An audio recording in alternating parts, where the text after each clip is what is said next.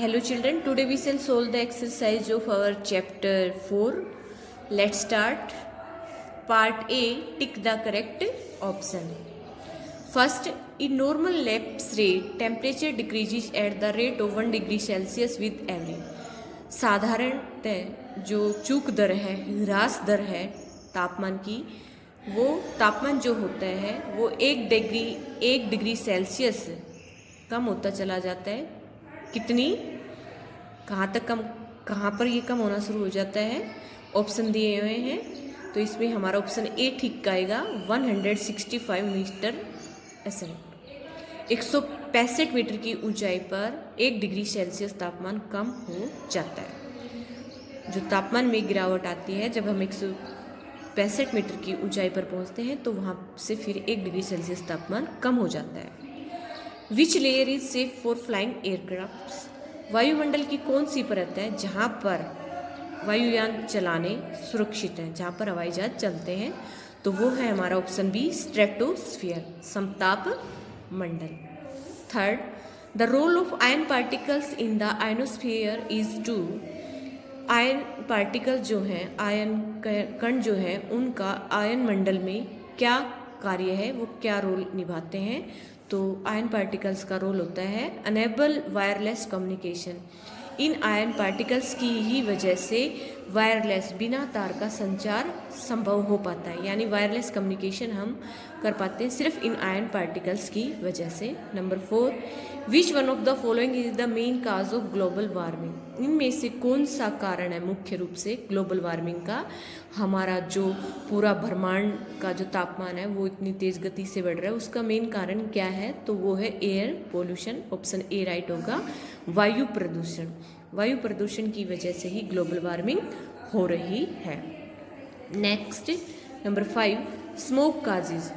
Smoke जो कोहरा होता है, काला धुआं जो होता है, वो किन चीज़ों का कारण होता है? उससे क्या समस्याएं होती हैं? तो उससे होती हैं, हमारा ऑप्शन ए राइट होगा, ब्रीदिंग प्रॉब्लम। सांस लेने से संबंधित जो बीमारियां हैं वो हमें हो जाती हैं। Part B, fill in the blanks. हमें खाली स्थान यहाँ पर भरने हैं। Atmosphere is mainly composed of 3 major gases, nitrogen, blank and blank. Atmosphere जो है मुख्यतः 3 गैसों से मिलकर बना है मुख्य रूप से।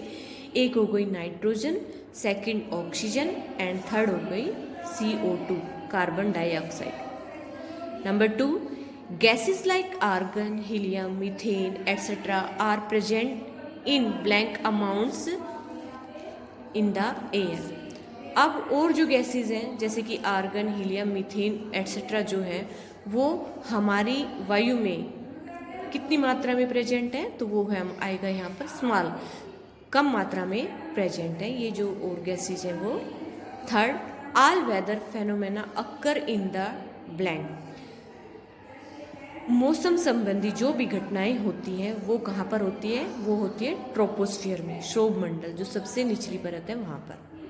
Number 4, atmospheric conditions over a long period of time and on a larger area is called blank. वायुमंडलीय स्थिति लंबे समय के लिए और लंबे क्षेत्र में जो होती हैं, बड़े क्षेत्र में जो होती हैं, उसे क्या कहते हैं?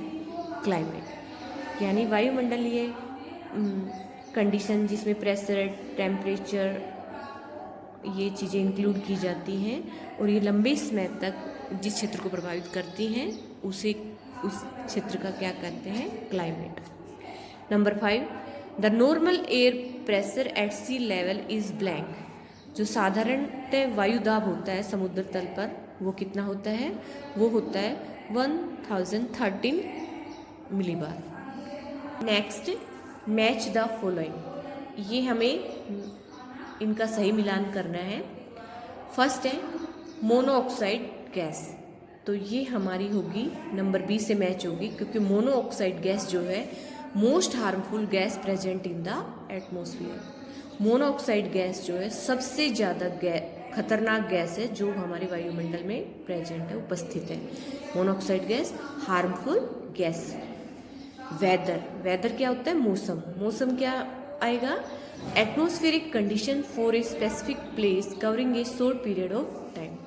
मौसम होता है वायुमंडलीय स्थितियाँ एक विशेष क्षेत्र में और थोड़े समय के लिए होती हैं मौसम, यानी वायुमंडलीय परिस्थितियाँ विशेष स्थान के लिए और थोड़े समय के लिए मौसम में आती हैं। Third, barometer. बैरोमीटर क्या होता है?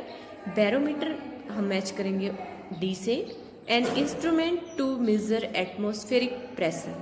बैरोमीटर वो यंत्र है जिससे हम वायुमंडलीय दाब मापते हैं। Number 4, atmospheric pressure. वायुमंडलीय दाब क्या होता है? नंबर 4 को हम मैच करेंगे ए से, वेट और pressure exerted by the air.